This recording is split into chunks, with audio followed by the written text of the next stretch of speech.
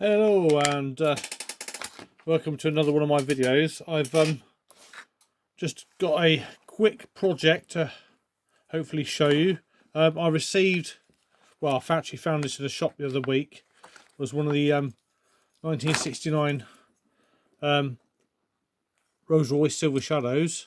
The windscreen was smashed off. I have since then drilled out the rear rivet, removed the bottom side of the car. It's not in too bad a condition. That's not going to get resprayed. But what I intend to do just for the moment is just to show you that originally this car did come with a orange windscreen, as a lot of you collectors and people will know. The remains of it, I've thrown them away, so I haven't got the remains of it anymore, unfortunately. But anyway, a lot of these convertible Matchbox cars do get damaged, and for obvious reasons, especially the small piece of plastic glass. They don't last long, they're quite fragile, especially if they're chucked in a toy box. So what I intend to do was just to buy a reproduction windscreen. I did get one come through the post today. It's not the original orangey colour, it's a clear windscreen. It was from a company called Diecast Decals. Not sure whereabouts they're located, but I'm just going to test fit now this windscreen just to see if it is actually going to fit. Not all these reproduction parts do their job, so I do apologise for the state of my workbench. I've got several things on the go, and this is literally just a quick video just to show you what I'm going to try and do.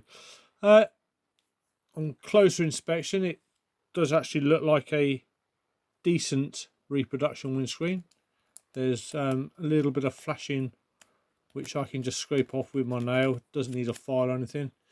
It's so minimal. You find your nails are pretty good for some of these things, rather than get out a big sharp file or an emery board. It's usually just enough to scrape it off with your nail.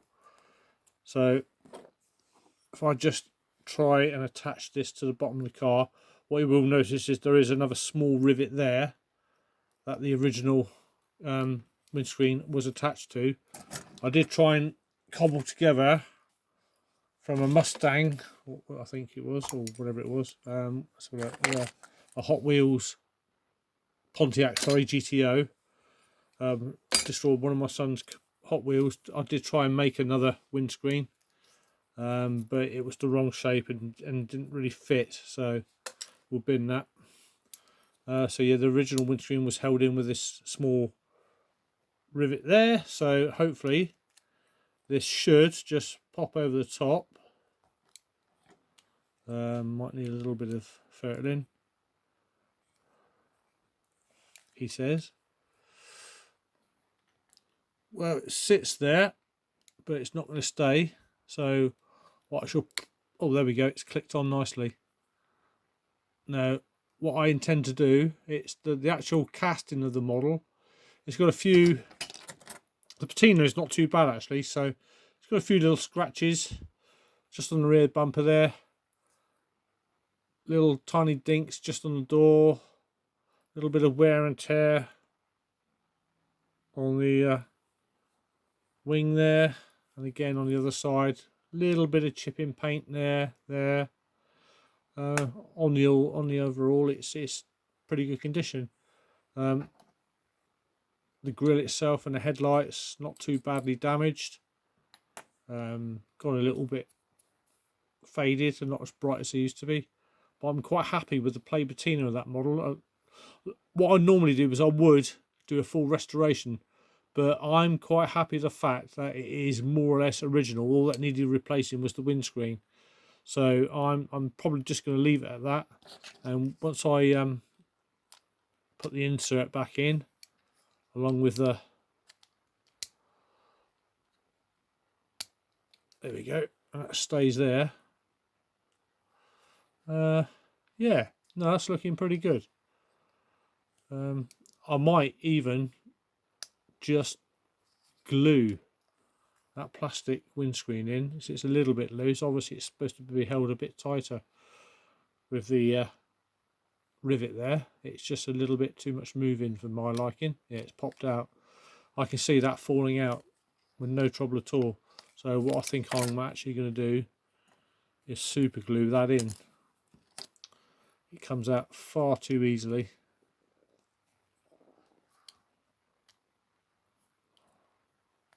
Yeah, it's just going to keep dropping out. It's not really a tight enough fit. With the base on, the wheels aren't in too bad a condition. There's still quite a fair bit of chrome paint on the wheels, so they don't need touching up.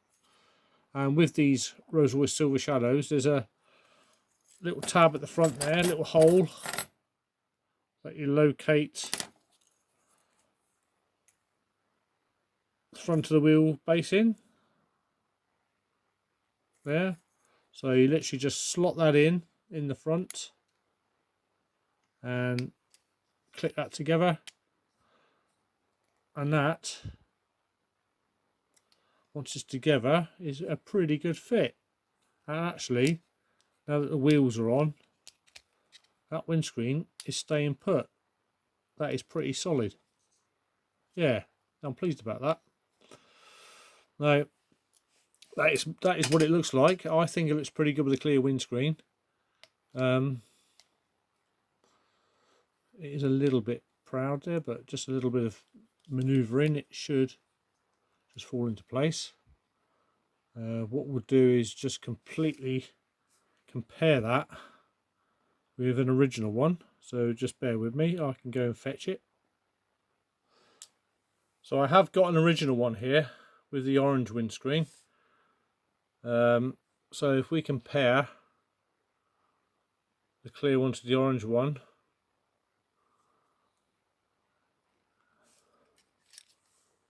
as you can see,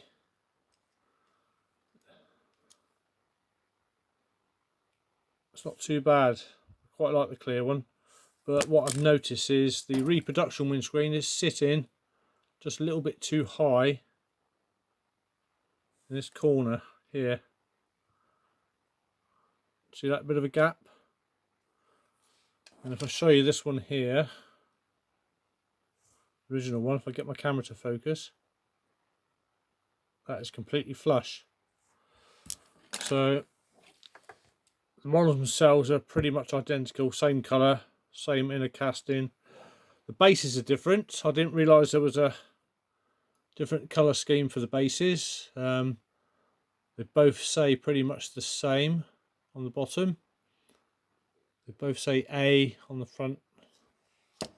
But for some reason this one's a yellowy colour. Yeah, they both got this 1969 Rolls-Royce Silver Shadow, number 69. Number 69, got an A there. Yep, so for some reason that is a different colour, why I don't know. Got quite a bit of bounce to the suspension, that's good. So what I've got to try and do really is just work out why that should, there we go. I've just pushed it down and that fits a treat now. Oh, that's good.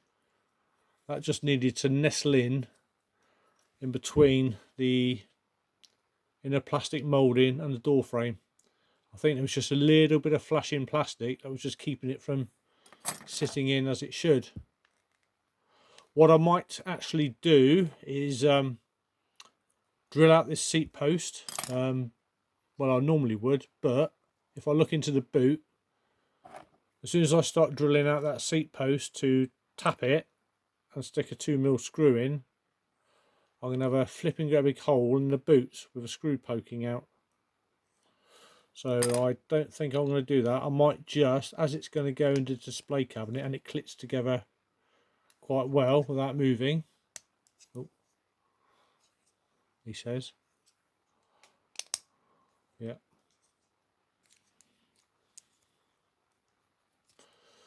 I might just keep it as it is. I don't have any paint close to this colour. Paints I do have are the high coat acrylic paints, and I suppose if I can just find one.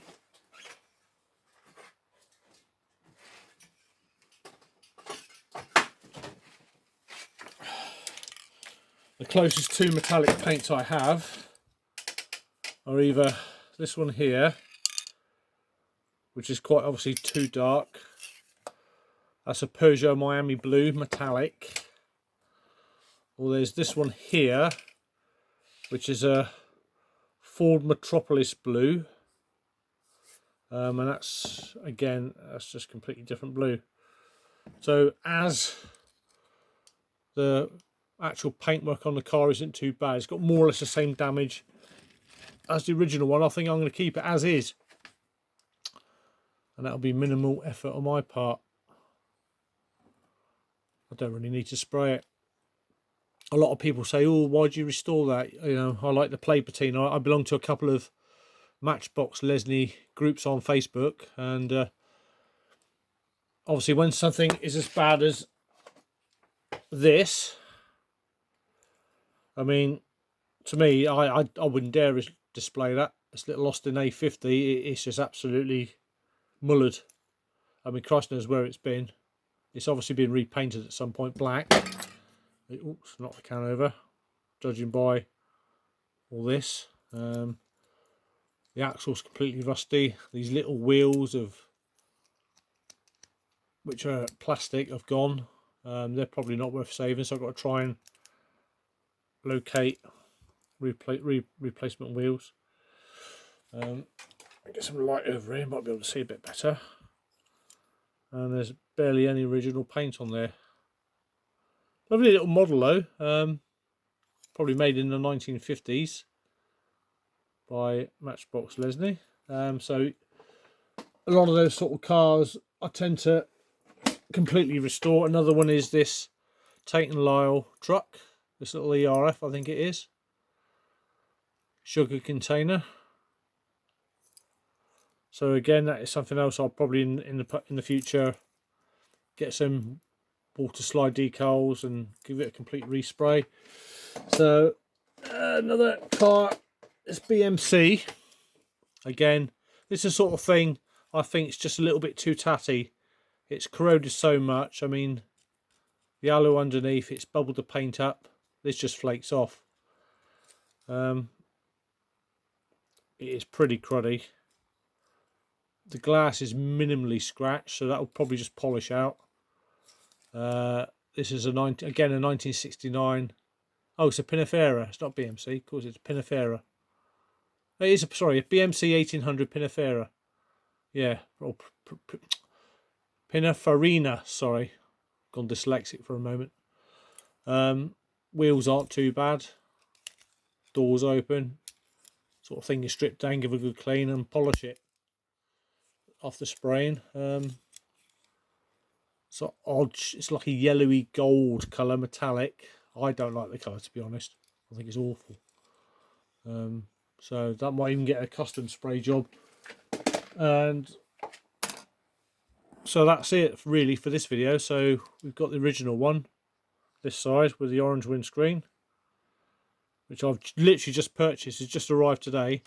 And this one here, which I've had for several weeks, and only just really remembered to order a reproduction windscreen, which was about £3.50. I mean, believe it or not, it's a lot of money for a piece of plastic.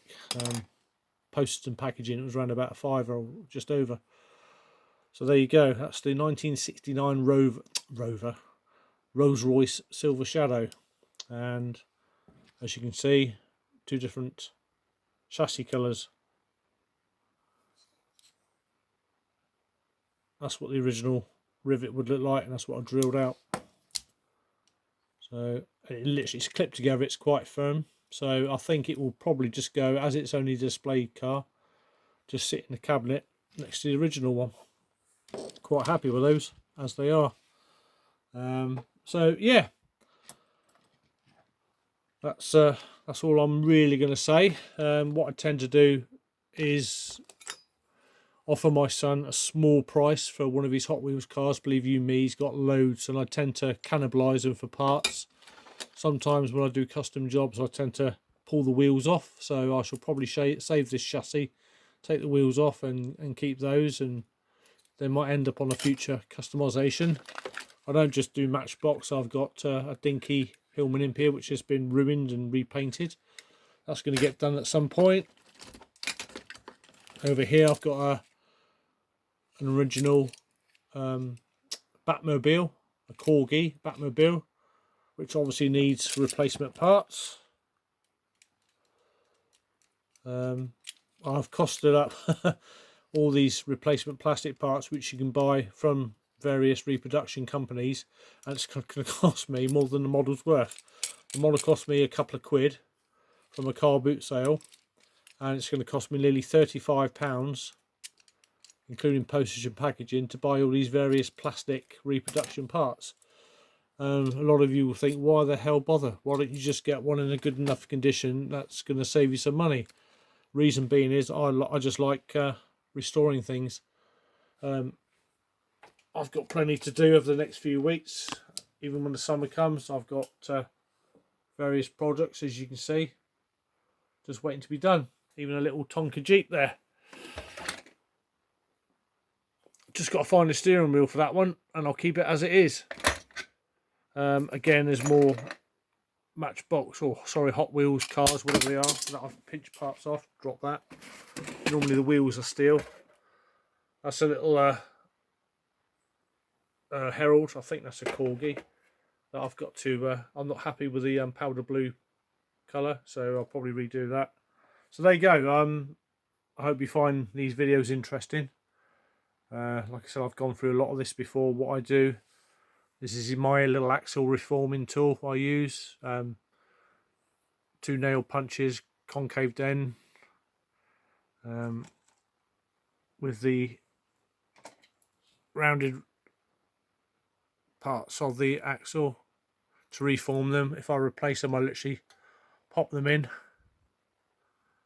like that, and with the drill on, bring it down, it forms a round end to reform the axles. But you've seen that on my videos before. So there you go, that's just a quick video, about 18 minutes long. I hope you find that useful. If any of you got any questions, then feel free to ask. But that's the 2 Rolls Royces, one with the original windscreen and one with the reproduction one. I might just give that a slight little rub with the emery board because it's a little bit rough on top, so I'll get a bit of fine emery paper somewhere on my incredibly messy workbench. It's not normally this bad. Ah, there it is. So I might just give it a bit of a rub down with that. 400 grit. There you go. That should do, just to take the edge off. So thank you very much for watching, and I'll see you next time. Bye bye.